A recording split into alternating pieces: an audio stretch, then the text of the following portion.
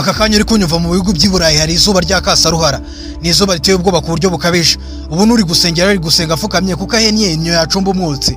Ni izuba riri gutwika abantu n'ibintu. Ibaze ko ikigo gishinzwe ubuzima ku isi World Health Organization cyatangaje ko abarenga 1000 bamaze kwitaba Yesu n'Imana. Inyamaswa nazo zagorewe mu gushya. Ubona akanyamasyo karimo kugenda kurusha moto ya Sipiro mu kurihunga. Ibyimbabura na gazi ubu byibagiranye, uri gushyira ipanu ku zuba icyo utekeyemo kigashya. Imimbweti nayo amajanja ari gushya byakomeye. Abambaye sakamambiri ziri gushonga zikabacikiraho zikiri nshyashya. Ikosa no gukoza ibirenge hasi kuko urashya ukabyina ndombura ya solo nta muziki uhari. Ubushyuhe bwinshi buri guhanura ibyamanitswe n'abacuruzi nk'imineke. Abantu bari kwanika ibigori bajya kubyanura bagasanga byabaye injugu. Ubushyuhe n'izuba ryinshi biri gutera amatara yo ku mihanda gushya agakongoka ariko gurumano yareba.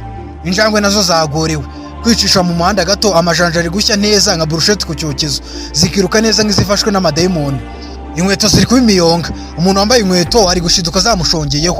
Amakamyo n'imodoka zose amapine ari gushongo yareba agasigara mu mihanda.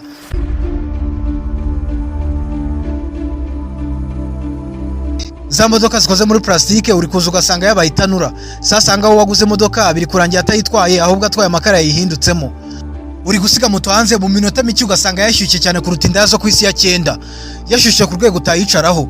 Imbwa ziri kubyina ibisirimba zitari mu rusengero ahubwo ubushyuhe bw'izuba buri kuzitwika bya nyabyo. Ibyo gusiga moto yawe hanze uri kuyicaraho akabuno kagashya nk'uwicaye ku mbabura yakamo umuriro w'amakara. Ibi bintu biri kubera mu bihugu by'Iburayi, Imana ibidukize. More than 100 people have died because of the heat wave across Europe. Ibihugu birimo Spain, Ubufaransa, Ubudage, Ubutaliyani n'ibindi by'Iburayi birimo kubonera iby'imbwa yaboneye kwiriba. Nako iby'inda yo muri Irani yaboneye mu buriri n'umugabo wayiguze. Igihe igisasu giturikirayo yasohotsemo yiruka amakarisa ari mu mutwe, umugabo n'amapantaro ku mavi boshye ikinyogote. Ibaze ko hari n'amashuri yafunzwe kubera ubu bushyuhe. Muri Spain abarenga 500 bamaze kuba banyakwigendera iri Sororo.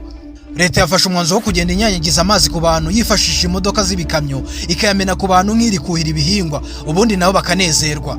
Kandi abaturage mu kwirinda ubu bushyuhe bari kuzura ku nyanja z'amazi bambaye ubukarinyo n'amasuti ngo bikinge ubu bushyuhe.